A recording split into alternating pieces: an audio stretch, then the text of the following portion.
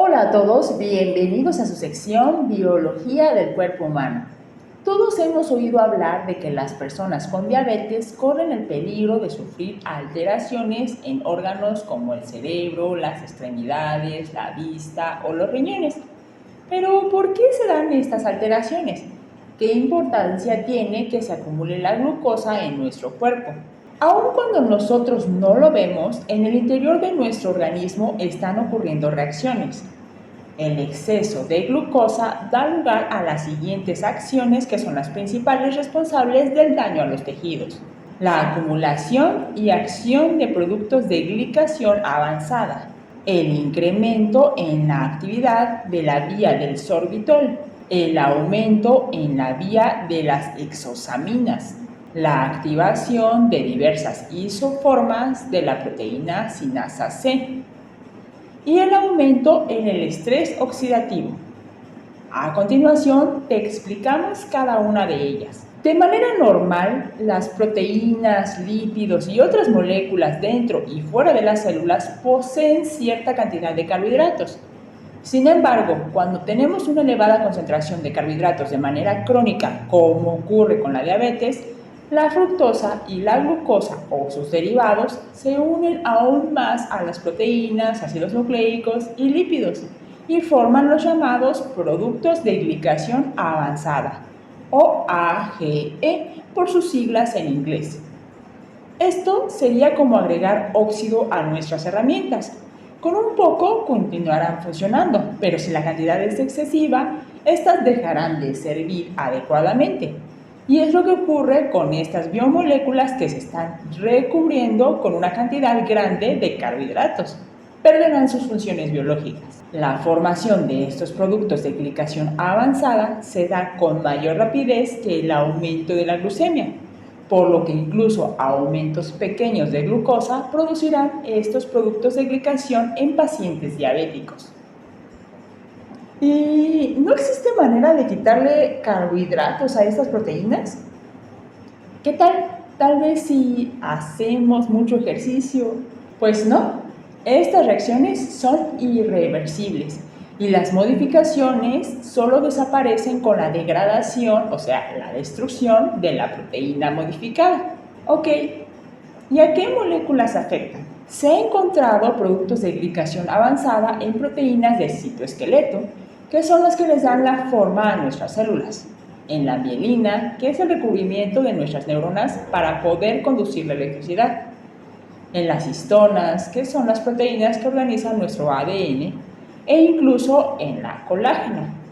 Esta glicación en particular está asociada con el envejecimiento, que se acelera con la diabetes.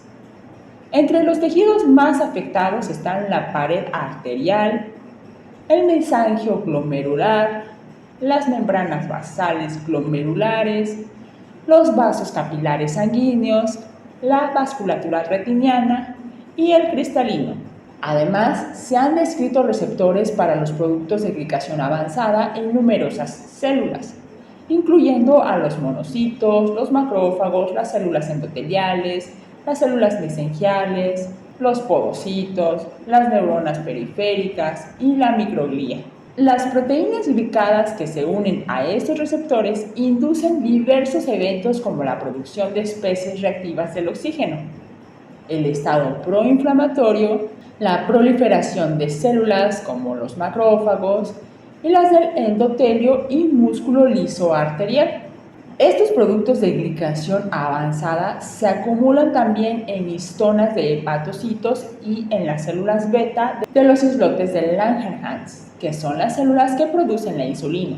La localización de estos productos en el interior de las células se debe a que ellas poseen un transportador de glucosa, el transportador GLUT2, que es independiente de insulina. Eso quiere decir que aunque el paciente tenga diabetes, la glucosa puede continuar ingresando a algunas células, como estas, el hígado y el páncreas.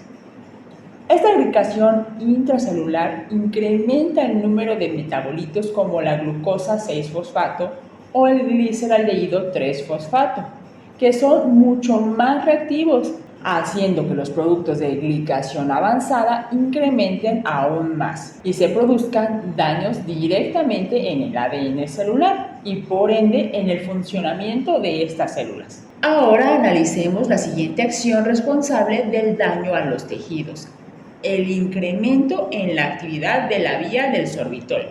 Este incremento se da mayormente en los órganos y tejidos que no requieren insulina para la captación de glucosa y en los cuales se presentan principalmente las complicaciones crónicas en condiciones de hiperglucemia como el riñón, la retina, el cristalino, el corazón y el sistema nervioso central. ¿En qué consiste este proceso? Esta de acá es la glucólisis. Son una serie de reacciones que la célula realiza de manera normal para hacer energía. Sin embargo, cuando la concentración de glucosa es demasiada, las enzimas de esta vía, es decir, las moléculas que realizan las reacciones de la glucólisis, no se dan abasto y entonces otras enzimas dentro de la célula comienzan a aprovechar la presencia de glucosa y se inicia la vía del sorbitol, también conocida como vía de los polioles. En ella, la glucosa se transforma por la acción secuencial de dos enzimas, la aldosa reductasa y la sorbitol deshidrogenasa. La aldosa reductasa convierte la glucosa en sorbitol de manera irreversible, lo que significa que no habrá marcha atrás cuando este proceso haya comenzado. La acumulación de sorbitol en el cristalino, por ejemplo, provoca que las células se hinchen, lo que comenzará a favorecer la degradación de proteínas que dan lugar a la formación de las cataratas. Para la formación del sorbitol, la aldosa reductasa requiere como coenzima, o sea, como molécula ayudante, a la nicotinamida adenina dinucleótido fosfato reducido, o NADPH. El NADPH entonces empieza a gastarse, pero otras enzimas ya lo necesitaban, como la óxido nítrico sintasa, que producía óxido nítrico. Este óxido nítrico es útil para dilatar los vasos sanguíneos, por lo que al no poderse dilatar de manera normal, la presión de estas personas aumentará. El óxido nítrico también participa en la defensa inmune contra patógenos y contrarresta el estrés oxidativo, por lo que estas actividades se verán afectadas. Otras enzimas a las que también afecta la disminución de NADPH son la glutatión reductasa, la catalasa y la NADPH oxidasa, quienes también participan en los mecanismos antioxidantes. Continuando con la vía del sorbitol, la siguiente enzima es la sorbitol deshidrogenasa, que transforma el sorbitol en fructosa y nicotinamida adenina dinucleótido reducido, o NADH.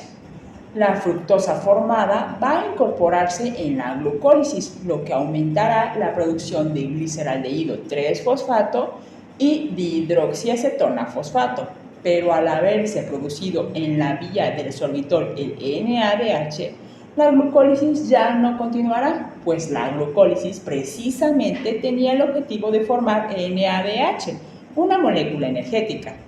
Y como ya se ha formado una cantidad excesiva por la vía del sorbitol, pues ya no es necesario continuar con los otros pasos de la glucólisis, por lo que se continuarán formando gliceraldehído 3-fosfato y dihidroxiacetona fosfato, y se acumularán.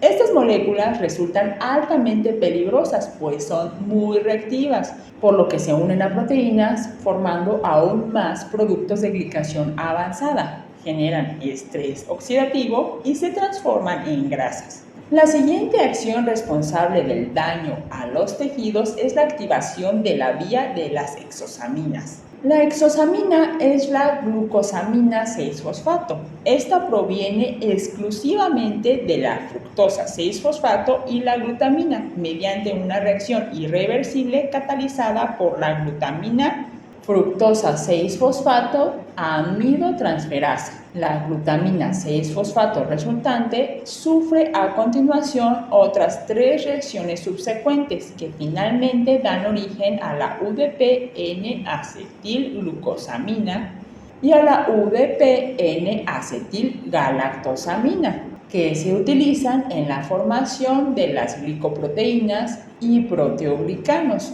y disminuye la inducción por la insulina de la translocación de los transportadores de la glucosa GLUT4, contribuyendo a que aumente aún más la concentración de glucosa en sangre.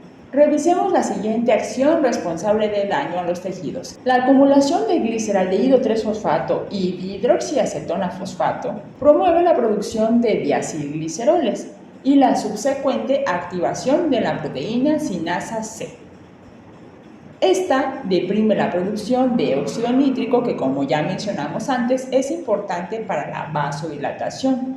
Aunado a lo anterior, la proteína sinasa C también estimula la expresión de endotelina 1, la cual es un vasoconstrictor, lo que conduce a la disminución del flujo sanguíneo en la retina, los nervios periféricos y el riñón. Y finalmente abordemos el aumento del estrés oxidativo. En condiciones de hiperglucemia, las especies reactivas del oxígeno se generan principalmente durante la autooxidación de la glucosa y en diferentes reacciones oxidativas que acompañan a la glicación de proteínas, lípidos y ácidos nucleicos. Este estrés está íntimamente vinculado a la glicación, por lo cual la acción combinada de estos dos procesos se conoce como glucooxidación. Las especies reactivas del oxígeno conducen también a modificaciones estructurales de las proteínas, originando compuestos en ocasiones similares a los productos de glicación. Las especies reactivas del oxígeno además contribuyen a la resistencia a la insulina debido a que interfieren con las vías de señalización inducidas por esta hormona y evitan la translocación del transportador de glucosa GLUT4 a la membrana plasmática, acción que, como ya dijimos, impide que la glucosa ingrese a las células, incrementando su concentración en sangre. Bien, ahora ya conocemos todo lo que la glucosa puede hacer a nuestro cuerpo, así que tomémosla con moderación. Si tienes dudas, por favor, déjanoslas en la sección de comentarios y nos vemos en la próxima. Chao.